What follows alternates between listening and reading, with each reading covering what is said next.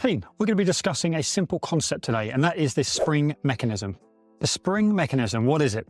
Well, essentially, guys, it's your God-given right to be able to jump, land, run, be able to kind of have those childlike qualities. So if you rewind and go back to those distant times when you were able, as a child of whatever age, and you just had that reckless confidence in your body, you didn't even think about it. You were climbing trees, jumping off low walls, you were kind of running down the trails, you were out in the field, I don't know, cartwheeling, somersaulting, however you want to define it, sprinting, running, participating in any sport we like.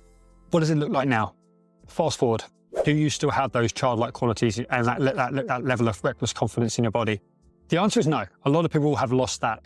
Why? Because of, the age, potentially, because of a significant chunks of your life leading up to this point being more sedentary than ever.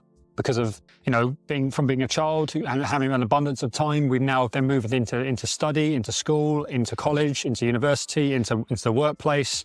We have become parents. We are in relationships. We have very busy lives. We don't have as much opportunity to play.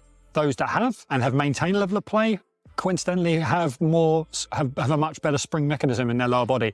The spring mechanism is our ability to, again, jump, land, to be able to produce power, to be able to absorb force through our body, through our joints. Look at the middle-aged population, myself included, 30, 40, 50. How many people have lost that ability, have unfortunately picked up a level of deconditioning in those key joints, in those key muscle groups. Then when they try to then get back into sport, or then they're trying to ramp up volumes or intensities, or try to find more speed, more power, more endurance, their body comes up short. They're lacking that depth. Why I want to speak about this today was because I was talking to a couple of clients this week, and we'll just justifying the S&C that they're doing in their current programming, like some of the key exercises we're doing, some of the drills. And it just came apparent once again that maybe I don't talk about this enough, and it should be put in one of the most spoke about concepts, the spring mechanism, because it incorporates all the problem areas that you see within the running community. Like if you go into any physiotherapy clinic, physical therapist clinic, how many of the runners in that waiting room are essentially dealing with plantar fascia issues, Achilles issues, calf issues, knee issues, hamstring issues, all the way through into the shin. There's so many different variations of running injuries, but the top 5 are all based around the key structures within the spring mechanism. So let's take a moment just to talk about this spring mechanism. Essentially, it's your lower leg. It's your leg in general. It's from your foot to your ankle, to your calf, to your knee, to your hamstring, to your quads, up into your pelvis. It is the very thing that allows you to propel your body forwards. What we see at the moment is people overwhelming key structures within this spring mechanism, your lower body, in your single leg. We're seeing people getting treated for overtraining symptoms in and around these major components. So again, looking at the plantar fascia, you're getting symptoms through that, tightness, waking up with stiffness. We're looking at the Achilles tendon. People have got inflammation around these. They're very stiff, very hard to move. You've got people who are dealing with issues in the foot arch, in the toes. They're dealing with people with calf issues, with tibial, anterior tib issues to the shin, knee issues, hamstring issues, quad issues, patellar tendon issues. These are all just components of the spring mechanism as we break this kind of spring down. What is currently being treated at that moment is that we're treating these issues in isolation, when actually it's the entire mechanism that is at fault. Potentially this person is instead of working on one key aspect and trying to develop one area, actually the logic is actually developing the whole mechanism. So when you are training the calf, you want to be training your landing ability. So you're training the foot as well. Make sure you've got nice dexterity in your toes, good pliability and strength and stability in the actual plantar fascia, as well as moving up into the ankle, as well as moving into the calf and up into the knee and the structures, the stability of that joint, up into the hamstring, the depth of conditioning in the hamstring, the glutes, the quads. So can you see what I'm saying here? Is a lot of people are trying to solve a complex problem with a simple solution. They think that just by rolling the foot, by doing some calf raises, by doing some maybe tib raises, maybe massaging the quads, doing some hamstring bridges, it's all in isolation. And actually the reality of the situation is actually, no, we need to develop this spring mechanism. And so within your programming, you want to be thinking, right, I need to be attacking all these areas of the lower body in different ways across multiple sessions across the week.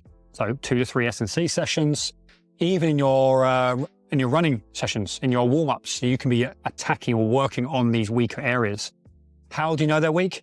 Start looking at them. Start trying to work them. So, what sort of flexibility and range of motion do you have in the foot? What sort of depth of conditioning do you have when performing one set of maximal calf raises, one set of tib raises, one set of hamstring bridges, what single side? What is your body telling you? Then you probably got huge deficits in one or multiple components of this spring mechanism. When you're a child, you didn't. You were likely just born with with a pretty amazing balance to your body. But during the last 10, 20, 30 years, you've accumulated some injury, you've got older, your hormones have downregulated, your tissue, the ligaments and tendons have got stiffer because you're not as flush with hormones anymore. You haven't trained as much, you haven't moved as much, you are more sedentary because we have to work, we have a certain lifestyle that we have to live and commit to. The question is, what are you doing to improve it, get it back, regain that spring-like qualities, but then also maintain it? And again, this is the justification, because I want you to think about the way you run. I want you to think about the way you land, to kind of really reinforce this point. Think about when you jump up and down on the spot, what do you sound like? Do you sound like an elephant or do you sound like a cat? It's the most simple imagery you can have, but that will tell you a lot about what your spring mechanism looks like and feels like. Do you have the eccentric control, the lowering control? So when your foot hits the ground, when that midfoot toes hit the ground, and then you bring that heel down, if we were to slow you down, bring it right down to slow motion, is your heel slamming and hitting the ground, or are you able to subtly control that? Bring it down, touch, and then spring straight back up. Recoil and rebound and produce that same amount of power again. Or are you like dead wood, old wood? Do you hit the ground and you can hear it? Because when you hear a beginner runner, for instance, someone who hasn't run for a long time or never run, you can hear that, the pounding the pavement. When you are behind someone who has got good conditioning and they've got a good, strong spring mechanism, you hear this. They're lovely and light on their feet. They have that spring in their step.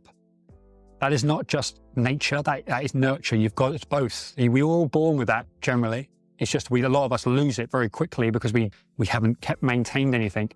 This is what you can do. This is the gift that can come from your strength and conditioning work, is that if you're working on building the basics back up, building up that general strength and conditioning of those key muscle groups, developing the stability, the balance, the proprioception, the flexibility, the mobility of those key muscle groups, joints, tendons, ligaments, actually manipulating the toes, manipulating the dorsiplantar flexion of the foot, you can start to actually regain these qualities very quickly. This is an obsession of ours at SFE. Why are we testing and screening plyometric abilities right at the beginning? Why are we looking at the single leg stability, strength, power right at the beginning of any program? Because lo and behold, most people who are struggling with Achilles issues, plantar fascial issues, knee issues, hamstring issues, lower back issues, pelvic issues, they're playing they're wooden. There's a massive dysfunctional imbalance there because it comes back to the spring mechanism. There is a great infographics I've shared before where you look at the amount of force that goes through the body, multiple times body weight going through your body every time you hit the ground. And what does that look like if you don't have spring?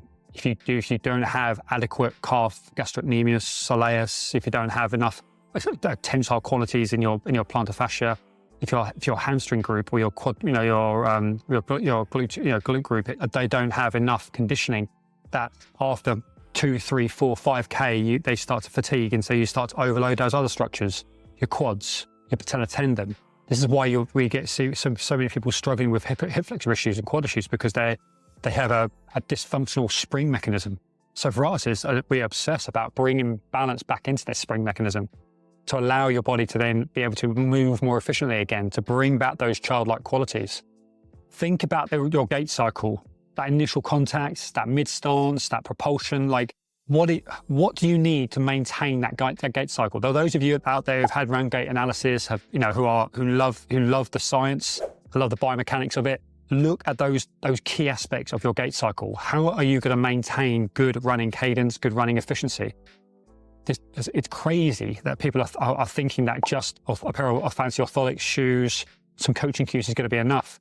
No, you're lacking significant strength and conditioning within the actual mechanism yourself, within your lower body. Absolutely working on these key structures, these key components, developing your plantar fascia, actually developing the strength of your foot. You know, can you hold a single leg calf hold, a raise hold? You know, like how long can you hold that for? One leg versus another. Simple stuff. You know, sit against the wall sit. Now, what's your isometric strength? What's your then depth of conditioning within those muscle groups? What's your then explosive power and maximal strength in those major muscle groups?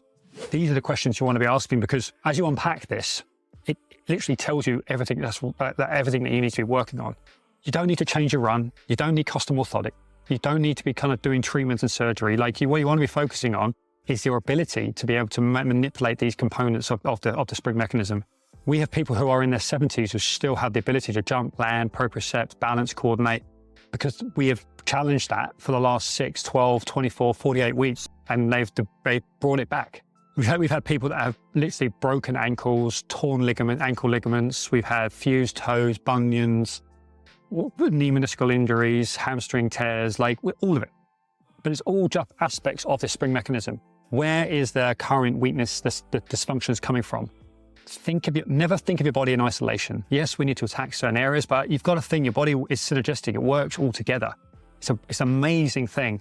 Go to your nearest event. Look at the way those people who are struggling look at the way they land and they move. They are shuffling along. They are pounding their joints because they lack the depth of conditioning in their body to maintain that spring-like qualities. Look at the very best of the athletes out there. They have a fantastic strength-to-weight ratio. They're able to hold great position all the way through. No matter how aerobically ruined they are at the end of a race, they still hold great position. They still have those spring-like qualities because they have a depth of conditioning that is appropriate to their body weight. Again, it's not fair, guys, that so many people struggle and they go around in circles spending thousands of pounds on treatments that are just treating the symptom and not the bigger problem. There's no simple, the simple solution to a complex problem is to look at your body like this. There's a lack in athletic qualities. This spring mechanism it should be sung from the rooftops. Yep, no worries. You're struggling with Achilles issues because you're overloading that area because you probably lack strength and conditioning elsewhere. At some point in your running, in some point in your training, you're getting to such a fatigue state that your body is simply overloading those key structures. How do we get you past this injury? We're going to look at the Achilles, make sure there's nothing sinister there, but essentially we're just going to we're going to make sure that you are working on those key muscle groups, developing that level of athleticism again, getting you back into doing progressive plyometrics, building you back to a point where your body can tolerate the amount of work that you want it to do. Yeah. So the spring mechanism, guys, like we want you to be developing this because you have the ability to maintain it for the rest of your life. By maintaining this spring-like qualities in your legs, you're going to prevent injury because you are forcing yourself to maintain a level of balance within your body. You're making sure that you've got a depth of conditioning in those key muscle groups, in those joint structures that's going to carry you and be able to deliver what you want it to do. Whether you want to sprint at the track, you want to run the fastest 5K ever, you want to run the first 250 miles ever, it's still going to be based upon your levels of athleticism, these spring-like qualities in your body. And where are you lacking right now? What do you need to be working on? And this is where your S&C is so important. This is why you want to have this individualized approach to your S&C, because otherwise you're just working on your strengths and not working on your weaknesses. You're not working on actually developing your skill sets. You're just working on these kind of global generic exercises that potentially aren't getting, you're just taking a hell of a long way around, and you may start working on what you need to down the line somewhere, but you're just kind of scratching the surface. Food for thought. But the spring mechanism, certainly something that everyone should know about. It's one of the leading reasons why people don't see what they want from their training. It will go a long way to preventing a lot of injury in the long term. Any questions, guys? As always, let us know. Speak soon.